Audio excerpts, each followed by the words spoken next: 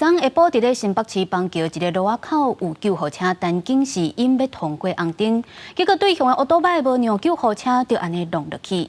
警方嘛已经甲即个骑车的民众罚3600块。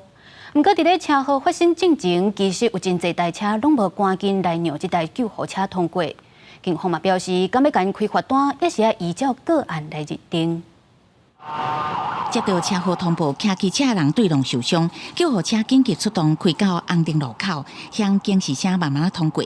啊，不过对向的机车无停落来，为边啊压着，甲伊载的人做伙倒伫涂骹。奈男骑乘普重机搭载舞女，为避让救护车而发生碰撞，处罚新台币3600元罚款，并吊销驾照。 电话事故地伫新北市板桥出勤的救护车17下晡1点外，伫行民生路载着伤患进前，发生出代志。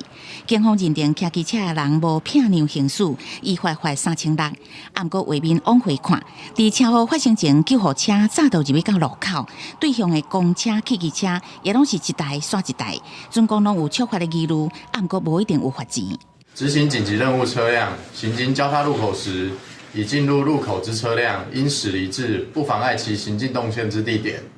同向以外未进入路口车辆，应减速慢行，不得抢快进入路口。违者得依《道路交通管理处罚条例》举发，为人依视个案情况认定。看相关法条，虽然是规定驾驶人还未进入到交叉路口，袂使抢紧进入，只要听到警车、救护车有警示声，这的警号必须都爱随闪。啊，不过警方嘛坦白讲，实际执法的时阵敢有违法，也是爱依照个案来认定。记者综合报道。